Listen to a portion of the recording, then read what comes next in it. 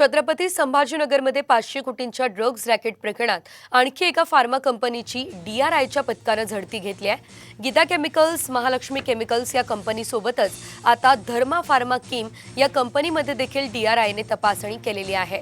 धर्मा pharma केमी या कंपनीमध्ये आरोपी जितेश कुमार हिनहोरिया गेल्या सप्टेंबरपासून टेक्निकल डायरेक्टर म्हणून कार्यरत होता, तर गुप्तचर यंत्रणेनं छत्रपती संभाजीनगर, वाळूंज आणि पैठण या तीनही ठिकाणच्या कारखान्यांची पाहणी करून केंद्रीय गृह मंत्रालयाकडे अहवाल पाठवलाय। तर गुप्तचर यंत्रणेने ही कारवाई नक्की नेमकी कशी केलेली आहे आपण ते देखील ग्राफिक्सच्या माध्यमातून बघूयात।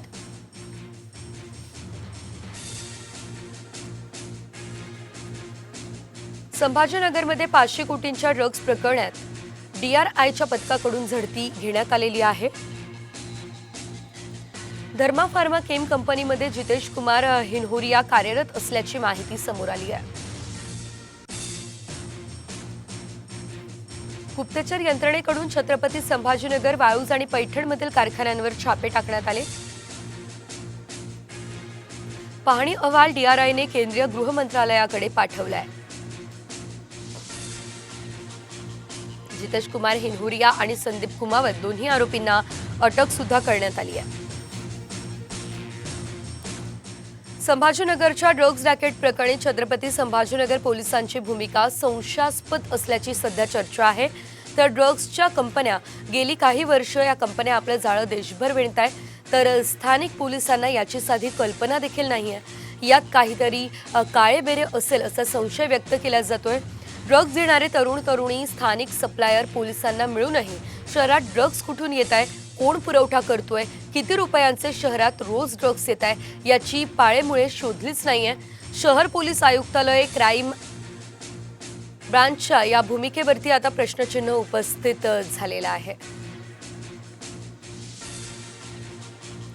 या संदर्भात आपण अधिकचे अपडेट घेऊयात आमचे प्रतिनिधी माधव सावरगावे यांच्याकडून। माधव, आपण बघतोय कुठेतरी आता पोलिसांची भूमिका संशयास्पद असल्याची चर्चा सध्या रंगलेली आहे आणि अतिशय मोठी कारवाई सुद्धा करण्यात आलेली आहे। सविस्तर माहिती या सर्व बाबी संदर्भातले। तेजल, राज्यालाच नाही तर देशाला हादरवून टाकणारं हे ड्रग्ज रॅकेट आहे। कारण छत्रपती संभाजीनगर मध्ये जवळपास 500 कोटींच्या ड्रग्जच्या रॅकेट प्रकरणाचा पर्दाफाश DRIच्या आणि त्याचबरोबर गुजरात पोलिसांच्या क्राईम ब्रँचने केलेला होता।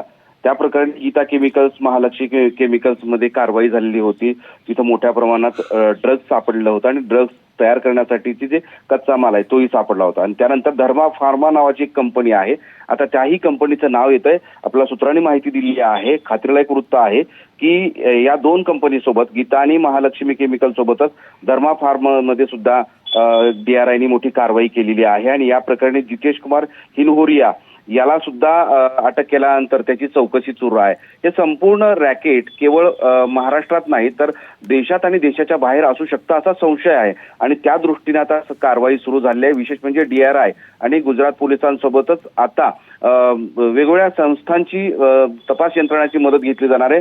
आणि सगळ्यात महत्त्वाचं म्हणजे दुसरा एक महत्त्वाचा भाग म्हणजे ज्या छत्रपती संभाजीनगर शहरामध्ये हे सगळं चालत होतं, ग्रामीण भागामध्ये पैठण सारख्या ठिकाणी, MIDC सारख्या ठिकाणी हे सगळं प्रकार सुरू होता, या केमिकल्स कंपन्या होत्या आणि तिथं हे ड्रग्ज तयार व्हायचं, त्याच्यावर डोळेझाकपणा स्थानिक पोलीस करत होते का अशी एक चर्चा सुरू झाली। विशेष म्हणजे छत्रपती संभाजीनगर शहर पोलीस आयुक्तालय या चर्चेमध्ये अधिक सापडलेलं आहे। कारण शहरातला एक मोठा व्यापारी जो 500 कोटीपेक्षा किंवा त्यापेक्षाही आकडा खूप असू शकतो, तो आकडा समोर आणखी आलेला नाही, तो DRI लवकरच कळेल, पण त्या गोष्टीची माहिती पोलिसांना साधी कुणकुण नसावी का आणि असेल तर ते डोळेझाकपणे खरंच केले होते का यावर प्रश्नचिन्ह उभं राहिलेलं आहे। आणि त्याची चौकशी करावी आणि गृह मंत्रालयाने याचा विचार करावा आणि या सगळ्या पोलिसांच्या भूमिकेबद्दल स्पष्ट करावं अशी मागणी केली जाते। निश्चितच माधव, ड्रग्ज कारखान्यांची कल्पना पोलिसांना कशी नव्हती हा मोठा प्रश्न उपस्थित झालाय। धन्यवाद या सर्व अपडेट्ससाठी। साम टीव्हीचे सवाल आपण बघतोय, ड्रग्ज बनवणाऱ्या कारखान्यांची स्थानिक पोलिसांना साधी कल्पनाही कशी नव्हती? तरुण ड्रग्जच्या आहारी जात आहे, पोलिसांनी ड्रग्ज पुरवणाऱ्यांवर कारवाई का केली नाही? तर ड्रग्ज कुठून येतात, कोण पुरवठा करतो याची पाळंमुळं पोलिसांनी शोधली नाही का? कोट्यवधींचा ड्रग्जचा बाजार सुरू असताना पोलिसांना कुणकुण देखील लागत नाही का? हे प्रश्न साम टीव्हीचे आहेत।